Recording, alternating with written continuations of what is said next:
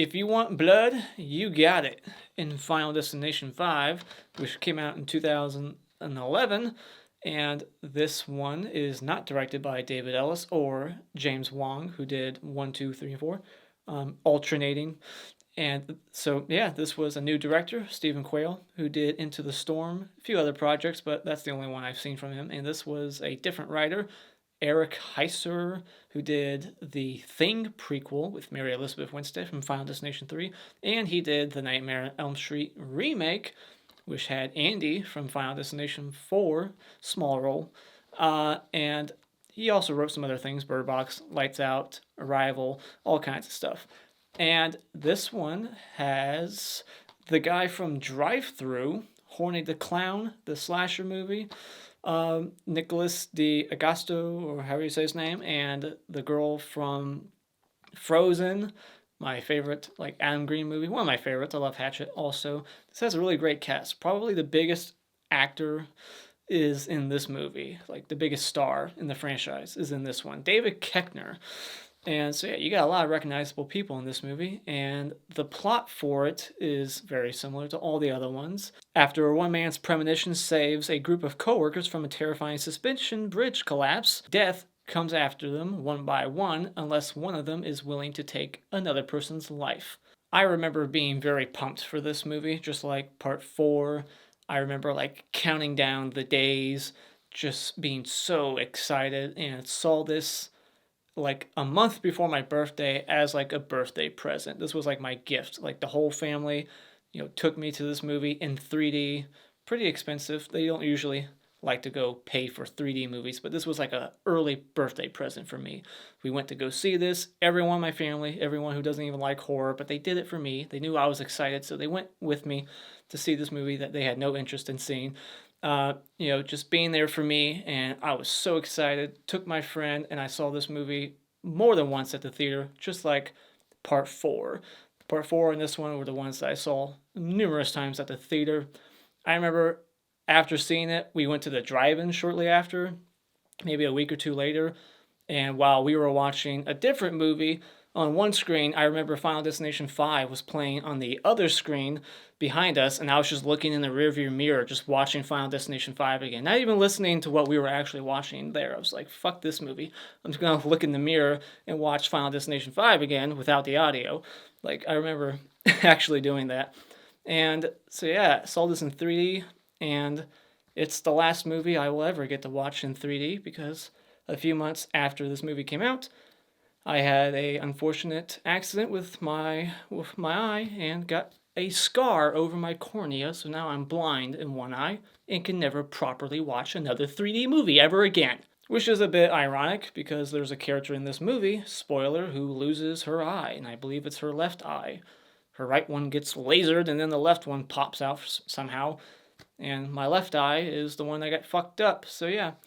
I'll always remember going to see this movie, and it will always be the last movie I ever see in 3D. So anyways, let's jump into my dislikes first. I got quite a few likes, but I only got a couple of gripes. And the first one is, every time I watch this movie, I never care for the melodrama between Sam and Molly. Like, they break up, and he's constantly trying to beg for her to take him back. Like, it just feels like a drama. Like I'm watching some soap opera. Like the dialogue is a little corny to me. The way they deliver their lines, I don't think they're the best actors to pull off these scenes. Which is like, she's good in Frozen, but she's not as strong in this. Like, I just wish their relationship could have been written differently. Like, if they were just okay, they didn't break up. Like, why did they have to break up? Like, just rewrite it to where there's not this drama sprinkled in between every death scene. I also am not a big fan of Miles Fisher, who plays Discount Tom Cruise in this one. He's Peter, right? I don't like his acting. He does some pretty questionable things in this movie. And I especially don't like where they take his character in the third act. I just don't buy it. I don't think he would do what he does at all. And another thing I don't care for in this movie is throwing in a new rule. I get that they're trying to change it up, but the problem with changing it up like this is that it kind of creates problems with the other movies where you're like, well, if this rule always existed, why didn't Tony Todd's character Bloodworth bring it up to Alex and Clear? Why didn't he bring it up to Clear and Kimberly and Officer Burke in part 2? Like, he seems to keep holding back information and only allowing certain people to know some of these rules. Like, I'll say this rule to these people, and then I'll just save this one rule for these people. Like, just tell them everything. And if you're going to bring back Tony Todd's character to the franchise after being gone for 2 movies, instead of just bringing him back to add another rule, which, like I said, just kind of creates problems, and they don't really do a whole lot with that new rule, instead of doing that, why not explore that character a little bit more? Like, explain how he has all this information. He's like, oh, I've seen this before. Seen what? Like, have you experienced something similar before? Have you been a part of Death's List before? In this movie, it seems pretty 100% confirmed he is not the Grim Reaper. Like, maybe he works for the Grim Reaper. He's just like, he says, I just clean up after it's over. So to me, I think it's official. We can say he is not Death. He's not the Grim Reaper, but he knows the Grim Reaper, maybe. I don't know. Maybe he talks to the Grim Reaper from time to time. Who knows? But he's not the Grim Reaper. But I just wish they could have explored his character a little bit more. If you're going to bring him back, don't just make him make up a new rule to make us wonder, why didn't he say this shit before to everyone else? And it does feel a little unbelievable how quickly on board everyone is with, like, what's happening. Like, they buy what he's selling, except for the one guy, Nathan, the voice of reason. He's like, you guys are buying what he's selling? Really? But the other ones are like, okay, so we gotta go kill someone. It's like, 2 people died. That's just, to me, that would just be like a coincidence. I would wait for 3 or 4 people to die, and then I'd be like, okay, maybe there's some truth to what he's saying. But they're just like, okay, he's speaking the truth. We believe him. All of them, like, except for one. But even he kind of sounds like he believes, but he just doesn't want to. Like, he's in denial. There are some moments of bad CG in this film, but nothing as terrible as the visions and some of the death scenes in part 4. This one has some noticeable CG here and there with the suspension bridge collapse and a death here and there, or some of the 3D effects, but I don't think it's as poor as the Final Destination was. I'm also not big on the third act of this movie because of what they do with certain characters, and what all becomes about this new rule. Like, the new rule is the reason why the third act plays out the way it does, so it starts to feel like a completely different movie, and I don't like that. It starts to feel like I'm watching some thriller, and it doesn't feel like a Final Destination movie anymore. And I don't like the direction they went with it. Like, they could have did a number of different things with this new rule, but instead they wrote characters to do certain things that I don't understand and I don't like. And it just stops being a Final Destination film. But getting into what I like about the movie, yet again in this franchise, we get some awesome opening credits and a cool kick-ass compilation at the end of the movie with a AC/DC song. If you want blood, you got it. So AC/DC makes a return to the franchise. We haven't heard a song from them since part 2, Highway to Hell. And it's a fun compilation music video, like, of just death. It's pretty fun to watch, especially in 3D. Like, I saw this in the theater, like I said, and it looked pretty awesome. And the opening credits are all in 3D. Some of the best opening credits are in this movie, and I like all the different things that fly through the screen, breaking the glass, that are like paying tribute to all the other movies. Like, everything that's hitting the screen is something that's killed someone in a previous movie. There's like a fan that hits the screen. They even throw in like the mannequin arms, the hooks guy in part 2. Like, they even threw that in there. So there was just all kinds of cool little things from previous movies. Speaking of which, there's also callbacks to the other movies throughout the film, not just in the opening credits, but throughout the movie. You'll see little things from part 1 and 2 and 3, just little Easter eggs that you pick up on, like a toy airplane or a picture of one of the characters on the roller coaster in part 3, just little stuff like that, and the beer company from part 2 that was also in 3 and 4. So those are just little fun things they threw in here for the fans, and I appreciate that. And they kind of brought back the shadow of death thing from part one, like where when death was about to kill someone, you could see them in the reflection or something in part one. They brought that back kind of in here. It doesn't play out quite the same way, but all the lights will flicker and the room will darken. Like the shadow of death is above them, blocking the lights. And, like before every kill scene, that will happen, just like part one. I'm glad they brought that back because it went away after part one, two, three, and four. They didn't have that anymore. And this movie has the biggest opening disaster with the bridge collapse. There's a lot of creative deaths within, and it's very big budget feeling. There's a lot of good action in there, and it's very suspenseful. It's a terrifying situation. I prefer this definitely over the racetrack opening in part four. This is probably the best opening disaster of the franchise. I might do a ranking, so I won't spoil if it is my number one, but it could be. And this movie has easily the best twist of the franchise. Every movie in this franchise seems to have a small little reveal towards the end, like, oh shit, we got the order wrong, or this person lived, or, oh, that was the person in the picture. In this one, it was, I'm not going to spoil it, but I'm sure you already know what it is, and I knew what it was going into the movie because I was so excited for this film that I was just constantly watching the trailer, reading the comments, looking up articles, reading about this movie all the time before it came out. And I read some jackass post that said the twist of the movie. And yeah, so that was spoiled for me, fuckers. But it's still a cool twist, and it really just adds to the film in a great way. It's just like a kick-ass moment when it's revealed, like, holy shit, that's awesome. And you have to thank part four for that twist. Nah, just this stupid retreat thing with the idiots from the office.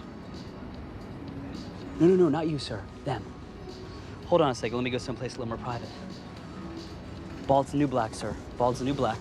I think this movie has some of the best humor in the franchise. And, I've said before, I like my Final Destination movies to be more suspenseful, like 1 and 3, have a little bit of humor. This one has a lot of humor, kind of like 2 and 4, but most of it works. So that's why I can tolerate it in this. It's not like 2 and 4 where there's some jokes, like the guy in the elevator with the hand smelling the girl's hair, or in part 4 with the racist guy saying, your time's coming, chocolate. Like, that's supposed to be funny, and it's just like, ugh, it's so cringy. In this one, there's a lot of good, like, one-liners. You got the actor P.J. Byrne, I think is his name, a comedic actor, does a lot of comedies. David Koechner, that funeral scene's pretty funny. You got the actor from the Friday the 13th reboot in here who has a couple of funny lines, makes a Sixth Sense reference. And so there's some good humor in this movie. It still lands every time I watch it. Brian Tyler does the score for this one, just like he did the score for part 4. And I wasn't a big fan of the music in part 4, but he definitely did a better job in this one. So what happened? Is it just a change of director who gave him some better direction? Like, hey, don't make it sound like an action movie, make it sound like a horror film, because the music in this one sounds more suspenseful. I love the theme that plays when you're first introduced to the bridge. Like, it just has this ominous feel to it, like something bad's about to happen. I love the music in this one way more than part 4. It's still not Shirley Walker level of excellent, but it's definitely a step up from the soundtrack and score in part 4. The 3D in this movie is good too. I like how it's used. It's not overused. I feel like, again, just to compare part 4, it's the only one that's 3D, 4 and 5. 4 just kind of overdid it. It just seemed like they were relying on that a little too much. Like, how many times can we throw something at the screen even when we're not killing people? And this one, they only threw things at the screen mostly, during the opening credits, and then when people were dying, but they didn't make it look so terrible, every single time. It wasn't a bunch of like CGI shit flying at the screen throughout the film, like 4. Like, they used it right, sparingly. They didn't overplay that hand. And I kind of like the coworker angle, just to change it up a bit. Usually in this franchise, it's just a group of friends, classmates. In 1 and 3, friends in 4 and kind of in 2, but then it's strangers. But in this one, it's coworkers, so that kind of changes it up a bit. Just all these people at one company getting attacked by death, and there's 2 to 3 great kills in this movie. I want to say 2 great kills and 3 great like set pieces, different locations that are used, like the laser eye surgery one and the acupuncture therapy, and also the gymnasium, the gymnast scene. 3 great scenes, good suspense, great build-ups. I like how the domino effects are in this one. Like, it's not so forced like in 2 and 4. Like, I never saw anything in this movie where I was like, oh, that was a cheat, like death locking doors. Like, I always prefer it where something bumps into something else, or the wind causes something to fall, and that's what's used in this one. There's no cheating at all that I saw in this film. So final thoughts, this is easily one of the best part 5s in any franchise. Scream 5 is overrated, and this rivals the original in my opinion. Has the kills you want, the creativity, and a terrific pace. It also tries something a little new. It's just unfortunate that didn't really work for me, and it kind of ended up hurting the final act. But the 3D is amazing, though. If you can watch it in 3D, I recommend it. And I'll always remember that experience I had at the theater. So when it comes to Final Destination 5, I'll give it 4.5 out of 5. All right, time for a spoiler discussion. So first things first, the company that Sam works for is called Presage Paper. Presage, like a warning, a sign that something bad's going to happen. Like, that's a weird name for a paper company, don't you think? And he gets broken up. His girlfriend dumps him and then starts eating all the food that he spent all morning cooking for her and her coworkers. So I thought that was kind of the bitch move. Like, I'm breaking up with you, and now I'm taking all the food you made. But she didn't want to break up with him in that moment. He kind of confronted her, like, hey, I found out you canceled the ticket. What gives? So she's like, oh, shit. I guess I have to break up with you now. I didn't plan on doing it so soon. I was going to wait till the weekend was over. It's kind of funny that, I realized it this time watching it. I was like, holy shit. So death kind of helped their relationship out, if you think about it, because the bridge thing happens, she loses her job, and now she can be with him in Paris, because the whole reason she broke up with him was she wanted him to go off to Paris, and she was going to stay working at this place. But now she's getting fired, so she's like, oh shit, I guess I might as well go with you to Paris. So death brought them back together by killing all their coworkers on that bridge. So he looks at the words on the step that says watch your step. Like, he looks at it very intensely, like, holy shit, like it's some kind of sign. I thought that was a little silly. It just says watch your step. She's like, oh my gosh, that means something bad's gonna happen. And then the sign, the construction sign that shows the picture of the bridge, has like a rip right in the middle, foreshadowing what's to come. And I love how they brought back the 180 thing in here.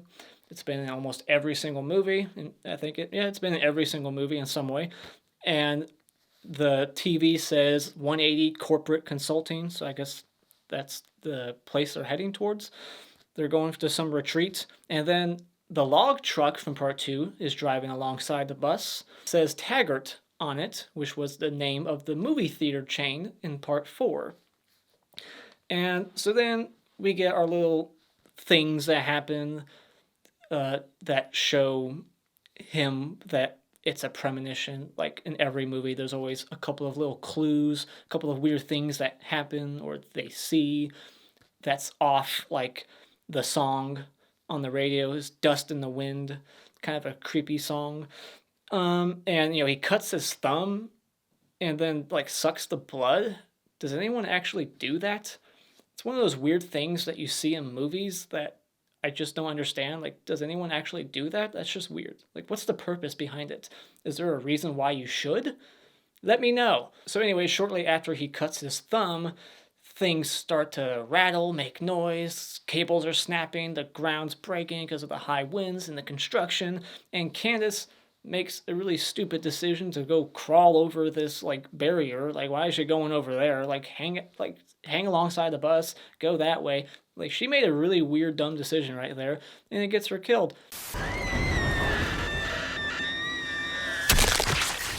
No! She just falls and lands right on top of a sailboat, getting impaled through her spine, breaking her back. She'll be breaking her back again later on. Yeah, there's a lot of deaths in the premonition that are kind of similar to the deaths later on, kind of like in part 2, especially Peter's death and Olivia. So I kind of like that too.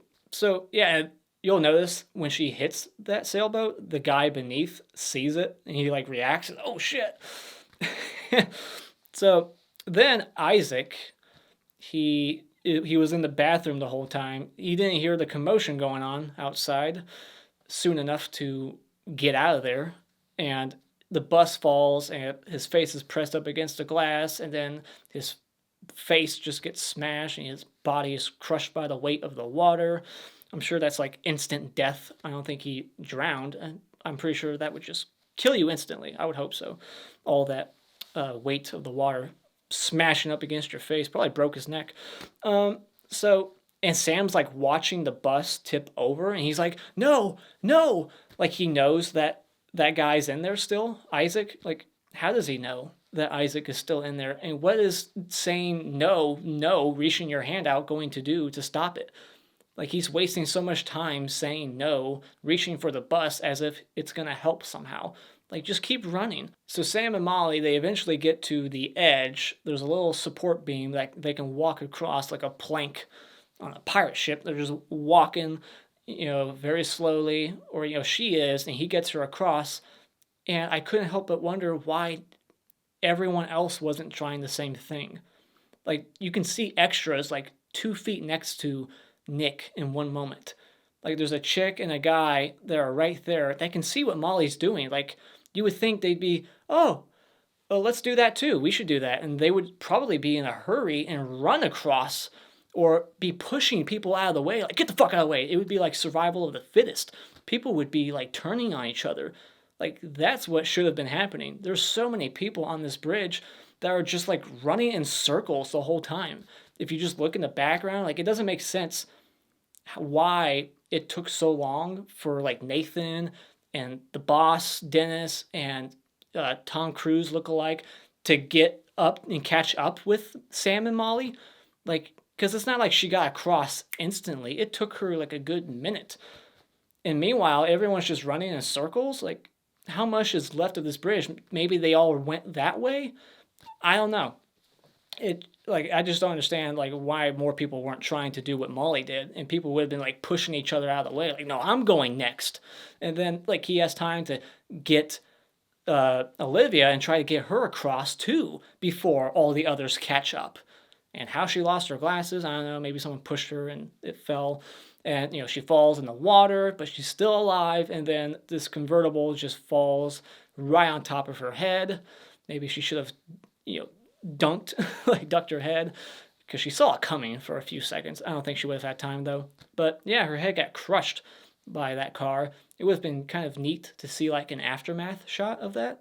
Like, just, like, a undershot, like, her body floating to the bottom towards the camera with, like, a bunch of blood just pouring out of her broken skull.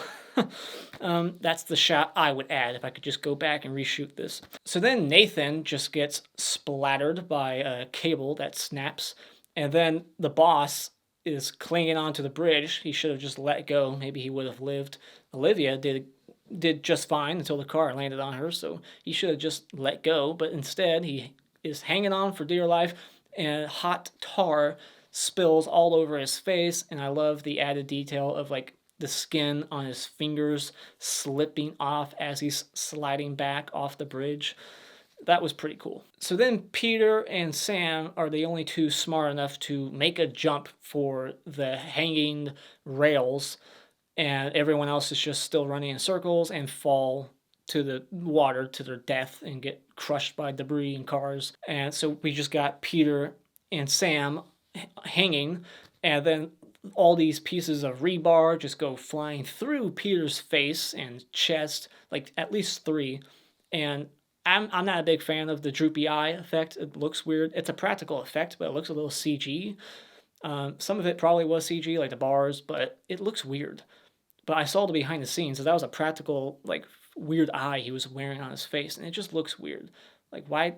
What would cause that? How would that happen? But I just wish his face would have looked normal. Like, how about it just goes through his eye? That would have been better. But it goes, like, right beneath the eye, through his cheekbone, towards the camera, making his eye go all droopy, looking like Jason Voorhees. And then it looks very CG when Sam gets, like, bisected by the metal covering plate, whatever that thing is. It just slices him diagonally, so I like that. A bit different from being just cut traditional half, like it's diagonal, but it definitely looks pretty CG. And Molly lives, so that's new to the franchise. Someone that's a part of the main cast of characters that doesn't die in the premonition. And the only reason why this happens is for everything in the third act. The whole, like, Miles Fisher, what's his character? Peter, like, oh, why do you deserve to live, Molly? So that's the only reason why they did it. You know, if they just took out this new rule, that would be totally unnecessary, and they should have just killed her. Like, they should have just killed Molly and take out the whole new rule, because I don't like what they did with it. Because, you know, why go after Molly? He could have killed a pedophile, someone who deserves it. Like, go find somebody. Here's how they should have written it. How about the person who survives, instead of it being Molly, what if it's the boss? And he hates his boss. So now it's like, cool, I can go kill my boss who I hate and live because of it. Then this movie could have just turned into a full-blown comedy if everyone was trying to go after the boss. Like Horrible Bosses, that movie. Like, let's go kill the boss. You know, they all get together and they're like racing to see who can kill the boss first and get his life. And then they start killing each other to get the boss's life through their life. Like, this could have been way more comedic with that new rule. So after the premonition is over, he, you know, cuts his thumb again, the static on the radio, the dust in the wind, all that shit, and he just gets Molly off the bus rather easily. Like, she hesitates for a couple of seconds, but then she's just willing to get off the bus with him, even though she broke up with his ass. But she's like, okay, I'll go with you. It's like, I'm not sure how believable that is, but I guess she's like, okay, whatever, I'll go. And Isaac, in the premonition, when everyone was screaming and then getting off the bus, he took so long to realize what was happening that he died in the bus. But after the premonition, all that happens is Sam going, you know, we're all going to die, let's go. And he just walks off with Molly. And Isaac is like the first one off the bus after Sam and Molly. Like, Peter and then Isaac get off the bus. So that seemed a little unbelievable to me. Like, you're telling me the guy who couldn't understand what was happening behind the door in the premonition when everyone was screaming together getting off the bus because of the collapse, you're telling me that guy now could, like, hear what was going on when it's less chaotic? And is like, what's going on here? And gets off the bus. Like, realistically, I think he still would have been on the bus and died. And when the bus falls after the premonition, it falls completely different. In the premonition, it tips over, falling off by itself, not with the bridge, but when the bridge collapses after the premonition, you can see the bus is still on the bridge, falling with it. So that was just some bad continuity there. And the bridge collapses way sooner than it did in the premonition. Way sooner. Like, it's the most ridiculous example in the franchise. Then we get the obligatory funeral scene. In all these films, there's always a memorial or a funeral. And Channel 13, Unlucky 13, is the news channel. And I love that Sixth Sense joke. Like, he says Isaac's name at the funeral, David Koechner, and he's like, did he just say my name? And then the guy from Friday the 13th is like, I see dead people. Then you got Tony Todd being kind of a creep at the funeral, saying death doesn't like to be cheated, but then he just walks away. Like, that's all he had to say. He's just being a bit of a creep. And the cafe, the restaurant, it says the same company name that was in part 1. at the very end in France, Le Café Miro 81, something like that. So when you see that in the theater, you're like, holy shit, that's from part one. And then he says, I'm going to Paris. And you start putting the pieces of the puzzle together, and you can kind of figure out the twist early on that it's a prequel. So Candace, her lucky rubber band snaps in half, kind of foreshadowing her death later on and telling her that she's shit out of luck. And I love all like the fake outs here. There's so much like misdirection. You think she's gonna step on the screw, or she's gonna get electrocuted, or maybe the AC unit above her head's gonna fucking fall on her. Who knows? That's what I was thinking in the theater. Is like that thing gonna like somehow fall on her, but no. You got this cool little domino effect here where they turn on the fan because the AC unit wasn't working, and the chick lands on the nail, falls, hits the tub of powder, the fan blows the powder in her face, she loses her grip, and her body snaps in half like a twig. Candace? Candace? Oh my god. Don't touch her.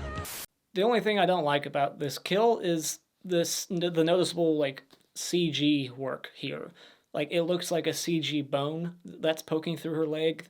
Like not only did her spine snap out of her back, but her legs bent all the way back, and then her legs were snapped and her bones were poking through her leg. And even the blood that's like pooling around her looks CG. So if they just could have did that practically, that would have been so much better. And they could have, because they cut away to her boyfriend's reaction, and then when they cut back, it could have been a practical shot there. They could have had something practical there. It could have been better looking. You can notice some of the CG there, but pretty cool effective kill, especially the sound design. And if this was like part 4, the boyfriend would have said something like break a leg before she went out there. You know, they would have had some corny one-liner right before she died. Hey, Candace, break a leg, break your back while you're at, Candace, you really do bend over backwards for people. So Isaac is at the office stealing from all his coworkers, and then you'll see that the expiration date on that coupon says 2001, so that's another clue that this is a prequel. And we get a foreshadowing of the acupuncture needles with him stabbing his finger on the little thumbtacks. And again, someone sucks blood when they cut themselves. And you'll notice in this scene, while they're drinking, there's a toy airplane in the back, foreshadowing the end of the movie. And then there's a toy like race car, which is a nod to part 4. And they're drinking the same beer from part 2. And then at one point, Olivia, she knocks over her picture frame of her on the roller coaster from part 3, The Devil's Flight. So that was a pretty cool callback to part 3, my favorite in the franchise. And you'll see that the photo cracks right over her eyeball. And that definitely is foreshadowing what happens to her later on. I think it's the same eyeball that gets lasered. So Isaac decides to go get an erotic massage, hoping that some beautiful Asian lady's gonna jerk him off. But instead, he gets this old lady. And I love the subtitle joke, and they actually give you subtitles for what she's saying. And he is like knocking on the wall, and they're establishing that this place is very like soundproof. So when he's screaming later on, they can't hear him yelling for help. And those are real needles that they're sticking in him. The actor actually got those acupuncture needles in his skin and then falls on them. That was pretty awesome. Like, this is a cool set piece, a cool idea, a cool scene to put in a Final Destination movie. The guy rolls over and falls on all the nails, the little needles, I should say. All the needles go in his body, and he has to like pull them out one by one instead of just getting the fuck out of there right away because he knows there's a fire. And then his cell phone vibrates, has it on vibrate mode, and that causes his death.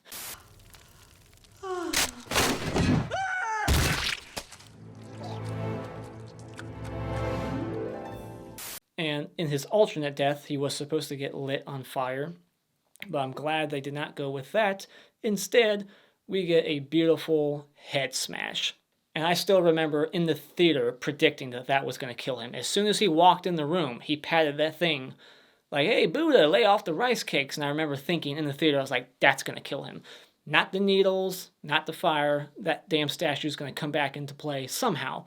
So I was kind of proud of myself in the theater. I was like, good for you. You predicted it.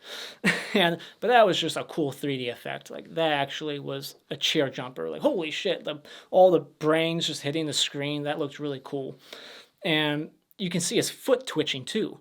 Just one time his foot like twitches. His body is still moving after his head's completely gone. I like to think when Isaac made that Wong joke, he's like, 2 billion people can't be Wong, cracking that Asian joke. I like to think that that's like a subtle nod to the director James Wong of Final Destination 1 and 3. If I have to nitpick something, I do think they find out about Isaac's death rather quickly.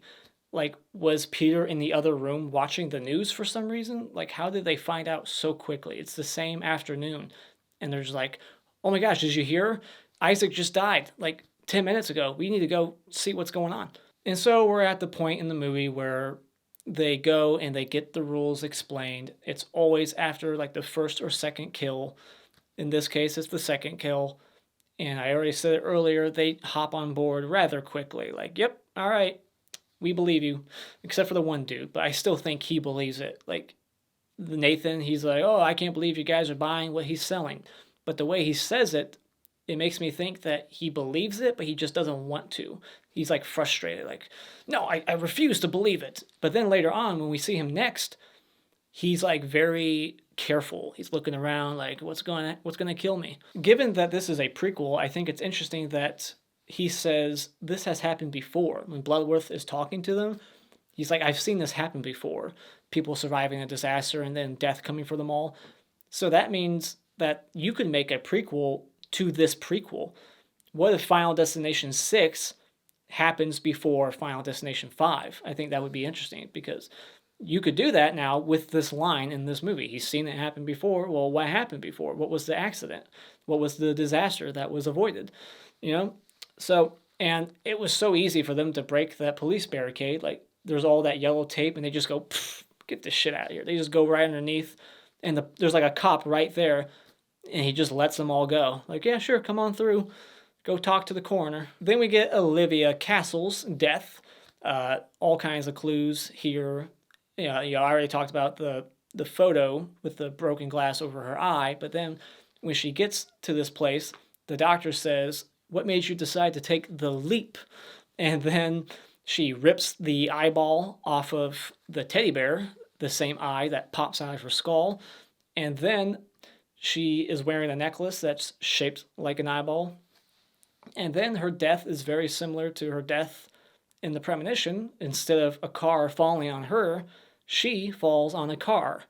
And somehow her eyeball plops out. And for some reason, a car is still just driving by like nothing just happened. Like he didn't just see a woman fall out of a building and smash against that car. He just keeps driving by the dead body. And what ultimately causes her death is her own bottle of water that she stuck on top of the water machine that falls off and hits the outlet and causes the machine to go haywire. And then she's the one that pushes the damn button off.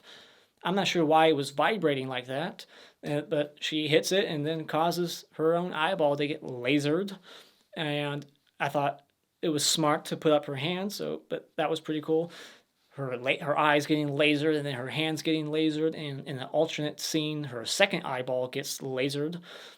But in this version, just her one eye gets lasered, and then she easily, trips over that teddy bear eyeball and flies through the window. Like, why is the glass that easy to break? Especially in a building like that, when you're so high up, you would think they would make it to where it's hard to break, that you couldn't just simply walk through it and break it like you're Michael Myers at the hospital at the end of part 2.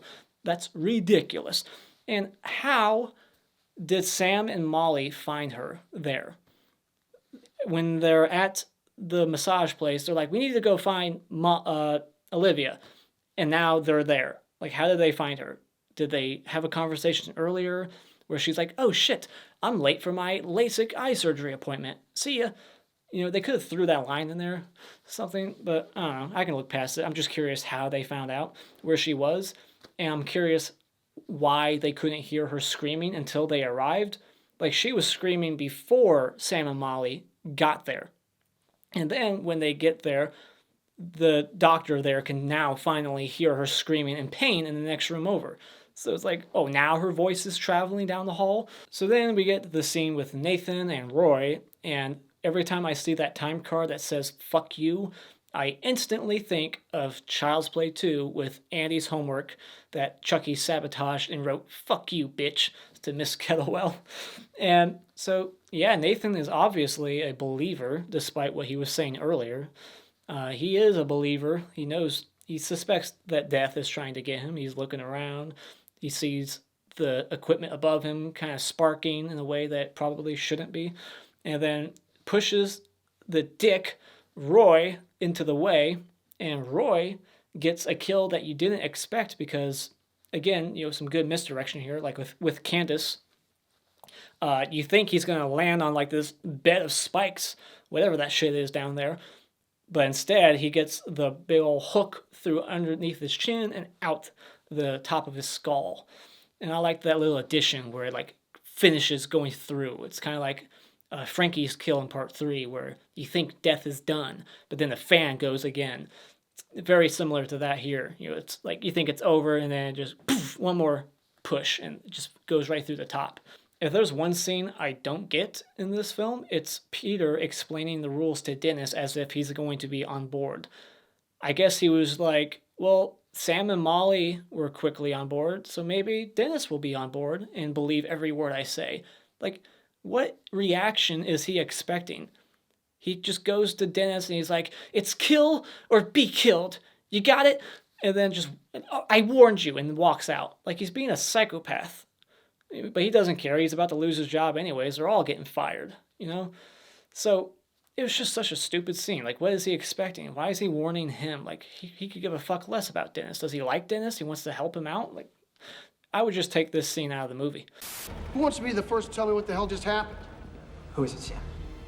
Who's what? Then we get a very quick, unexpected death of Dennis. He just walks up, and before he can get like 2 words in, a wrench comes in and just goes all the way through his skull, like halfway through his skull, like through the bridge of his nose, both his eyes taken out by this long-ass wrench. And what I find interesting about that scene is that Nathan somehow knew that was about to happen, because as soon as that thing goes flying, you can see Nathan turned around, looking behind him at the wrench, like ducking out of the way. How did he know that was about to happen? There's one line in this movie that is unintentionally funny, and it's when Sam says to Molly, maybe death doesn't want me to die. Like, you just witnessed so many people die, and you think you're so special. It kind of makes him seem like a bit of a dick, like narcissistic, like he thinks he's so high and mighty, like he deserves to live. Like, oh, death's not coming after me. Like, maybe I deserve to live. You deserve to live. I deserve to live. Dennis and all them, fuck them. Like, death wants them dead, but not me. I'm okay. So then he goes to work, and he works at a kitchen, a very busy kitchen at a fancy restaurant.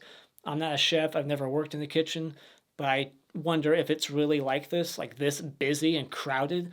People like running around corners with very sharp implements. Like, it's very dangerous. And I love how like careful he's being. He's like trying to unplug things when he's working on equipment. And there's so many close calls. And then we get the scene with him and his little dinner date with Molly. And this is when the movie kind of falls off the rails a little bit. It just goes in a direction I don't care for. This is when it's like, it's no longer a Final Destination movie. It's jealous friend going after friend's girlfriend. And it's like, really? Of all the people you could kill, you choose Molly? And how exactly do you plan on getting away with murder? Like, you're gonna get caught. So it's just stupid. I don't like it. Like, oh, why do we all deserve to die? Not you, Molly. You said it yourself. You don't. And he tries to kill her with a gun. Like, this is ridiculous. I don't like this. So after their fight here in the kitchen, he shoots Agent Block and takes his life. And then Peter sneaks up from behind at some point and stabs him with that, whatever that is, from earlier. It was kind of set up earlier. and they broke the glass and during their fight, so it was easier to access quietly, and just stabs him. So there's like 3 sharp like knives going through him, just like the 3 rebars in his death in the premonition. So very similar. And then the gun just goes off and misses them, so that tells them, they think that's a sign that they're meant to live now. They're lucky, they can't die. So it's 2 weeks later, like in all these movies, it's always like 2 weeks or 6 months, and they're on the plane for Flight 180 to Paris. They've been talking about it the whole movie. They're going to Paris, and I heard they reshot this, but they looked the same age. Like when you see the actors from part 1, they look the same age. Like it's the same actors, but it's like from a different angle. But they said they reshot it, so they brought all the actors back from part 1 and somehow made them look the same age. They had the same outfits on and everything. Like the continuity here is terrific. The design of the airplane on the outside, the inside, the way the actors look when you see them, like it's pretty awesome. And so yeah, the plane just takes off. He cuts his thumb again, sucks the blood again. Jesus Christ, this guy's a vampire. And Dust in the Wind starts playing again. You'll notice that the picture on the back of the magazine that Molly is reading has the same picture that you see when Olivia goes to get her eye surgery. And then the airplane just breaks open, and poor Molly, she's the one getting chopped in half this time, not Sam. And then the fire, CGI fire, just starts melting his skin away. Like, this looks painful, very painful. And the whole plane just blows up, and you see like a wheel of the airplane heading towards the city. And we cut to Nathan. You know, they're at the bar celebrating Roy. We find out that Roy was going to die any day now because of a like enlarged blood vessel, and I guess Agent Block was going to die any day now. So, because, you know, Sam got Agent Block's life, so the fact that he's dying 2 weeks later means that Agent Block was going to die 2 weeks later also, somehow. But yeah, so you can see a picture of Roy in the same NASCAR that was in part 4. And you can hear Dust in the Wind playing on the radio at the bar. And then Nathan just gets crushed. He's just completely obliterated, and his CGI like arm goes towards the camera. I think that's the worst moment of CG in the movie. It just doesn't look good. But still, pretty awesome way to end it. And the addition of the AC/DC montage here, all the different deaths from the franchise put together, is done quite beautifully. Like, I can listen and watch that like on loop. I can just keep watching and listening to it. It's awesome. But there's a couple of kills missing. Like some pretty cool ones. Like Terry in part 1, we never see her get hit by the bus, but we see George get hit from part 4. And we never see Lewis get his head smashed by the weights. So there you have it. That is the end of my long Final Destination 5 retrospective review. Let me know what your thoughts are on this movie in the comments below. Your favorite kill, favorite scene, let me know all your thoughts in the comments section below. And as always, if you like what you've seen here, you can hit this like button and become a subscriber today just by clicking on my cartoon face in about 5 seconds. And remember, it's all an opinion. You don't need to get butthurt about it.